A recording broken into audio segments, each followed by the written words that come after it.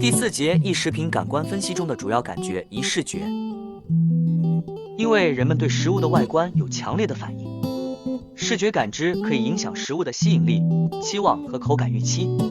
食品的颜色、形状、表面纹理等视觉特征都会影响人们对食物的喜好和选择。视觉的初始阶段涉及光线的进入眼睛，光线穿过角膜和眼叶，然后通过瞳孔进入眼球。晶状体聚焦光线，晶状体是位于眼球内的透明结构，能够通过调整形状使光线聚焦在视网膜上。这个过程类似于调整相机镜头以聚焦图像。视网膜感光细胞，视网膜是眼睛内的一层组织，包含两种主要类型的感光细胞，锥状细胞和杆状细胞。这些细胞对光线做出反应，产生神经信号。神经信号传输，视觉信号通过视神经传输到大脑，视神经将这些信号从眼睛传递到视觉皮层，这是大脑中负责处理视觉信息的区域。大脑处理，视觉皮层对神经信号进行复杂的处理和解释，形成我们所看到的视觉感知。大脑对形状、颜色、运动等信息进行整合，以创造出完整的视觉体验。二、听觉。食物的声音可以提供关于其质地和口感的信息，例如，脆脆的声音可能暗示食物是炸制或烘烤的，而软嫩的声音可能暗示某些食物的湿润或柔软性。听觉也可以与口感和口味共同作用，影响人们对食物的整体感受。人类的耳朵分为内耳和外耳，内耳、外耳之间通过耳道相连接，外耳由耳廓构成，内耳则由耳膜、耳蜗、中耳、听觉神经和基膜等组成。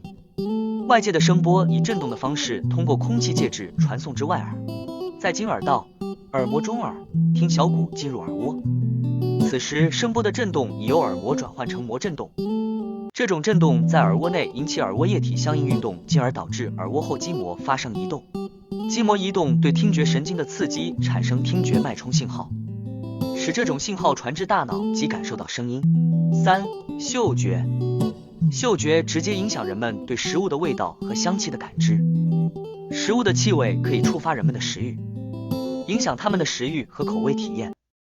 嗅觉受体位于鼻腔最上端的嗅上皮内，在正常的呼吸中，吸入的空气并不倾向通过鼻上部，多通过下鼻道和中鼻道。带有气味物质的空气只能极少量而且缓慢地通入鼻腔嗅区，所以只能感受到有轻微的气味。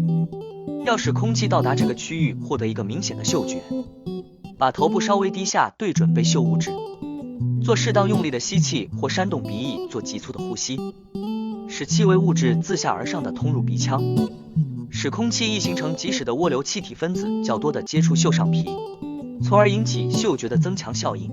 四、味觉。它涉及口腔中味蕾对食物中化学物质的感知，包括甜、酸、苦、咸和鲜等基本味道。味觉直接影响人们对食物的口感和满足感。舌头包含多种肌肉，分为纵向、横向和斜向的肌纤维，这些肌肉负责舌头的运动，使其能够灵活地执行各种动作，如抬起、下压、侧移等。黏膜层，舌头表面覆盖着一层黏膜，这是一种细胞密集的薄膜，具有保护和感觉的功能。舌面上有许多小的乳头，包括味蕾和腺状乳头，它们对于味觉起着关键作用。味蕾是舌头上的感觉器官，负责感知味道。它们包含感受甜、咸、酸、苦和鲜味的细胞，通过神经传递信号来识别食物的味道。血管和神经，舌头有丰富的血管和神经网络，确保血液供应和神经信号传递。五、触觉。触觉包括口腔中的触觉感受，如食物的质地、口感和温度。这方面的感知直接影响人们对食物的整体口感体验。人体触觉是由皮肤上的感受器接收外部刺激，并通过神经系统传递到大脑而形成的。这些感受器包括热感受器、冷感受器、压力感受器和痛觉感受器。神经末梢在感受到刺激后生成电信号，然后通过神经传递到脊髓和脑干，最终抵达大脑皮层。在大脑中，这些信号被解释为触觉感觉，使我们能够感知和理解外部世界的触感。2. 感官的相互作用。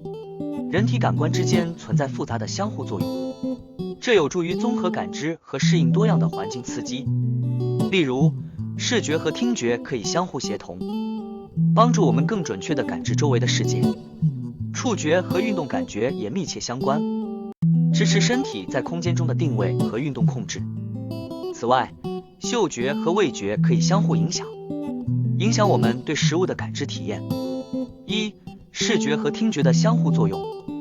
视觉和听觉可以协同工作，例如在观看电影时，音效可以增强对场景的感知。2. 触觉和运动感觉的相互作用。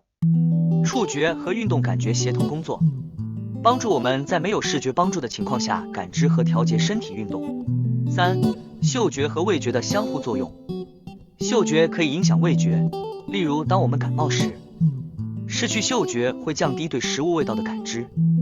4. 视觉和平衡感的相互作用。视觉是维持平衡的重要因素，特别在站立和移动时，视觉输入对平衡感起着关键作用。5. 触觉和痛觉的相互作用。触觉可以影响我们对疼痛的感知，例如通过按摩或其他触觉刺激可以减轻疼痛感。今天视频就介绍到这里，欢迎分享与传播，待续。